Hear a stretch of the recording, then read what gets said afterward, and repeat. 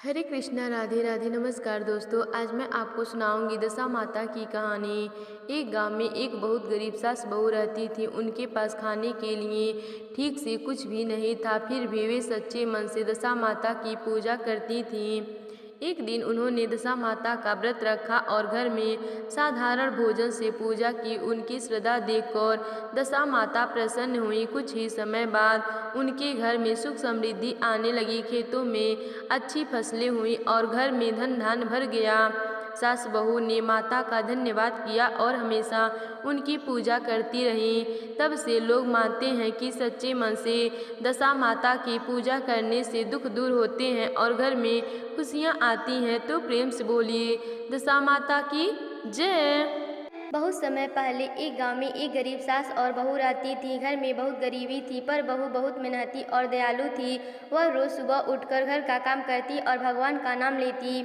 एक दिन बहू आंगन में अनाज साफ कर रही थी, तभी एक छोटी चिड़िया उड़कर आई और अनाज के दाने चुगने लगी। बहू ने उसे भगाया नहीं, बल्कि प्यार से बोली, खा ले चिड़िया, भगवान का दिया सबके लिए है। यह देखकर सास नाराज हो गई और बोली, हमारे पास थोड़ा सा अनाज है और तुम उसे चिड़ियों को खिला रही हो। लेकिन बहू चुप रही और बोली, जो भूखा हो उसे खाना देना चाहिए। कुछ दिन बाद वही चिड़िया फिर आई। इस बार वह चोंच में एक छोटी सी लाल डोरी लेकर आई और बहू के सामने छोड़ दी। बहू ने उसे वह डोरी उठाकर श्रद्धा से संभाल कर रख ली। रात को बहू को सपना आया। सपने में दशा माता ने दर्शन दिए और बोली, वह चिड़िया मैं ही थी।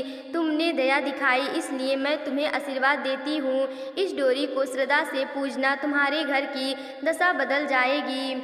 अगले दिन से बहू ने सच्चे मन से दशा माता की पूजा शुरू कर दी। धीरे धीरे उनके घर की गरीबी दूर होने लगी। घर में सुख शांति और धन आने लगे।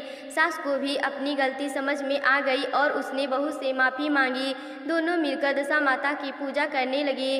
तो प्रेम से बोलिए दशा माता की जय।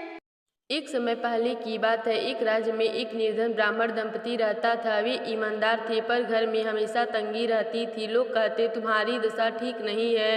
एक दिन गांव में आई एक वृद्धा ने उन्हें समझाया, फाल्गुन चैत्र में दशा माता का व्रत करो, तुम्हारी किस्मत बदलेगी।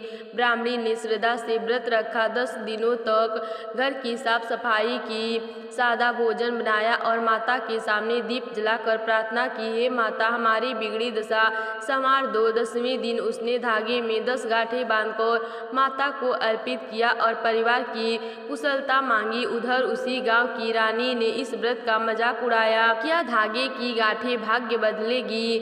उसने नियमों की अवहेलना की। कुछ ही दिनों में राजमहल में कलेश बढ़ गया, धन हानि हुई और शांति चली गई। रानी घबरा कर ब्राह्मणी के पास पहुंची। ब्राह्मणी ने विनम्रता से विधि बताई, श्रद्धा, संयम और स्वच्छता के साथ 10 दिन माता का स्मरण करो। रानी ने सच्चे मन से व्रत किया।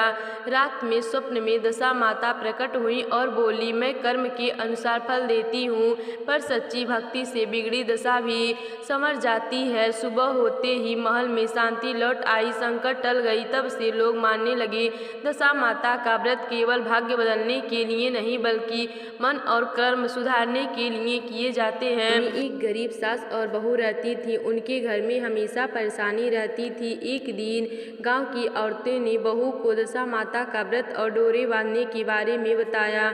बहू ने श्रद्धा से दशा माता का व्रत किया, हाथ में डोरी बांधी। उसने सास से भी कहा कि वे माता की पूजा करें। सास बहू दोनों ने मिलकर दशा माता की पूजा की। कुछ ही दिनों बाद उनके घर की परेशानियां धीरे धीरे दूर होने लगी। घर में सुख शांति और थोड़ा धन भी आने लगा। तब सास बहू समझ गईं कि यह सब दशा माता की कृपा से हुआ है।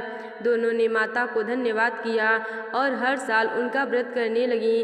तो प्रेम से बोलिए दशा माता की जय। एक बार दशा माता और इंद्रदेव पृथ्वी लोक पर घूमने निकले। दशा माता ने इंद्रदेव से कहा, हे इंद्रदेव, धरती पर लोगों का जीवन कैसा है, कौन सच्चा और कौन दयालु है, यह देखना चाहिए। दोनों साधारण मनुष्य का रूप लेकर धरती पर आए। वे एक जंगल के पास उतरे, जहाँ एक गरीब किसान और भील परिवार रहता था। किसान बहुत गरीब था, लेकिन उसका मन बहुत बड़ा था। दशा माता और इंद्रदेव उसके घर के पास गए और कहा, भाई हमें बहुत भूख लगी है, क्या हमें थोड़ा भोजन मिल सकता है? किसान ने विनम्रता से कहा, मेरे घर में तो कुछ खास नहीं है, पर मेहमान भगवान के समान होते हैं। वह तुरंत पड़ोसी के घर गया और थोड़ा घी और आटा उधार लेकर आया। अपनी पत्नी के साथ मिलकर उसने साधारण लेकिन प्रेम से भरा भोजन बनाया और मेहमानों को खिला दिया।